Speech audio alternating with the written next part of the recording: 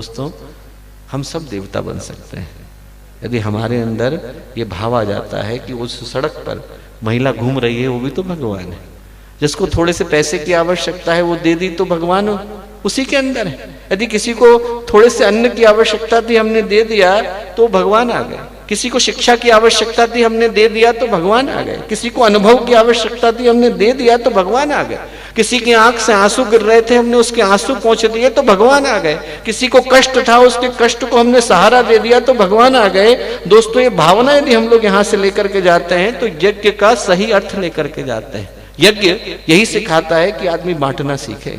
भगवान कहते हैं गीता के अंदर कि व्यष्टि यज्ञ है, समष्टि यज्ञ है। कहते हैं नदी बह रही है पर अपने लिए नहीं बह रही है, दूसरों के लिए बह रही है। पहाड़ निकला हुआ है पर अपने लिए नहीं निकला हुआ है, दूसरों के लिए निकला हुआ है। बादल बरस रहे हैं पर अपने लिए बरस रहे हैं, दूसरों के लिए बरस रहे हैं। धरती अन्न उपजा रही है पर अपने लिए नहीं उपजा रही, दूसरों के लिए उपजा रही है। और ये जो भाव है भगवान कहते हैं यज्ञ का भाव है। ये भाव हमारे अंदर आए कि जो भगवान ने दिया, श्रम दिया, मनोयोग दिया, प्रतिभा दी, धन दिया, जो दिया वो यदि हम दूसरे को देकर के जाते हैं हमारे अंदर यज्ञ का भाव आ जाता है। यहाँ से हम लोग घी डालते हैं दोस्तों, घी की सुगंध निकलती है, शुभ संस्कार निकलते हैं, पूरे अंतरिक्ष में फैल जाते हैं। वैज्ञानिक कहते हैं 15 किलोमीटर के दायरे में जाते हैं। इस घी का हम लोग क्या कर सकते थे? ज्यादा से ज्यादा समोसे बना लेते, कचौड़ियां बना लेते, फिर इससे ज्यादा तो नहीं कर सकते। अब हमने शुभ भावनाएं जब बना दी तो 15 किलोमीटर में जितने लोग हैं उन तक वो शुभ भावनाएं पहुंचेंगी। यज्ञ सिखाता है कि जो मिला है वो बांटे। इसके अंदर की लकड़ी हमने नहीं बनाई, इसके अंदर की घी हमने नहीं बनाई, इसके अंदर का दूध हमने नहीं बनाया, इसके अंदर का चावल हमने नहीं बनाया। जो मिला है वो दूसरे को दे करके जाए, ये शिक्षा हमें यज्ञ देता है। जो मिला वो बांटते हुए जाए, ये भाव है। यहां से उठें तो ये भाव आए कि प्रभु अब जितना भी समय परमात्मा ने हमें दिया है, हमें नहीं पता कि हमारे अंतिम समय की कॉल कब आ सकती है, हमें नहीं पता कि भगवान चेकआउट का नोटिस कब दे सकता है। पर जितना भगवान ने दिया है उसका एक एक अंश और एक एक क्षण हम समाज के लिए लगाएंगे, लोकहित के लिए लगाएंगे तो हमारे अंदर यज्ञ का भाव आ जाता है।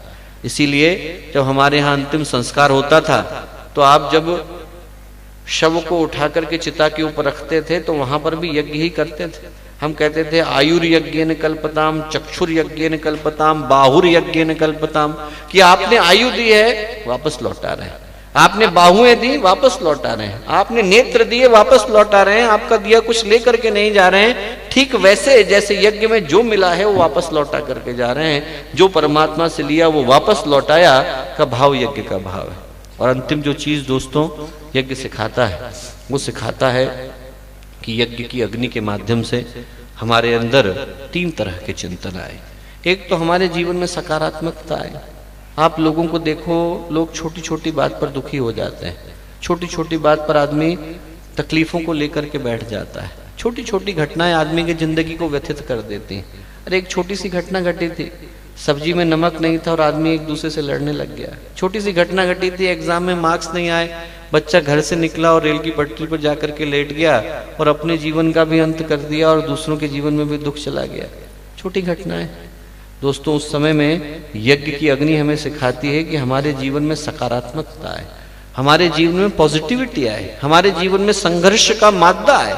छोटी चीजें हमें घबरा न सके, हमें परेशान न कर सके, बल्कि हमारे अंदर की सकारात्मकता को देखकर परेशानी खुद घबरा जाए। ये भाव हमारे अंदर पैदा करने की आवश्यकता है। आप देखो, यदि छोटी सी चीज है, एक गिलास यदि हम लोग ले ले और थोड़ी देर के लिए हवा में उठा करके रखें, इतनी देर के लिए रखें, यदि हम लोग 10 सेकंड के लिए उठा करके रखेंगे तो कोई दिक्कत नहीं। 1 मिनट उठा करके रखेंगे तो दिक्कत आएगी। 1 घंटा यदि आप गिलास को उठा करके रखोगे तो हाथ थकने लगेगा, और जिंदगी भर उठा करके रखोगे तो हाथ काटना पड़ेगा। वैसे ही है, छोटी सी बात है, किसी ने कह दी, कोई हमें देख करके नहीं मुस्कुराया, अब नहीं मुस्कुराए तो नहीं मुस्कुराए। अब यदि हम उस पर 1 मिनट सोचेंगे तो फिर वो दिल में थोड़ा सा दिक्कत करेगी। 1 घंटा सोचेंगे कि वो हमें देख करके नहीं मुस्कुरा रहे थे तो वो जो छोटी सी घटना थी वो नासूर में बदलेगी। और जिंदगी भर सोचेंगे तो वो जो छोटी सी घटना थी दोस्तों वो आदमी के जीवन में व्यक्तित्व बन जाती। इसलिए वहीं जो परेशानी थी वहीं छोड़ करके जाए। तो मैं आप लोगों से कहूंगा कि यदि मन में कोई परेशानी, मन में कोई समस्या है, मन में कोई दुख है, मन में कोई तकलीफ है, यहीं छोड़ जाइए। हम लोग उसकी रक्षा करने के लिए तैयार हैं। आप लोग सब कुछ यहीं छोड़ करके जाइए, पर यहां से निकलिए तो मन में पॉजिटिविटी लेकर के निकलिए। ये सोचिए कि इससे पहले का जीवन अलग और यज्ञशाला से बाहर निकले तो उसका जीवन अलग।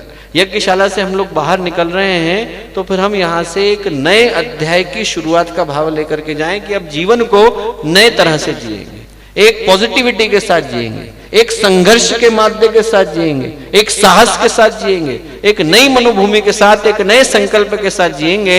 वैसे भी आज नूतन वर्ष की शुरुआत है और आज की तारीख में जब हम यहाँ से निकले तो हम वही व्यक्ति नहीं रह जाने चाहिए जो यहाँ घुसने से पहले थे। यहाँ से आप बाहर निकले, आपके अंदर का व्यक्तित्व भिन्न, आपके अंदर की सोच भिन्न, आपके अंदर की भावनाएं भिन्न, जितना परमात्मा ने जीवन दिया है उसको शुभ कार्यों में गुजारे, यही भाव के साथ हम निकले। और अंतिम जो चीज है दोस्तों, वह है संगतिकरण का भाव।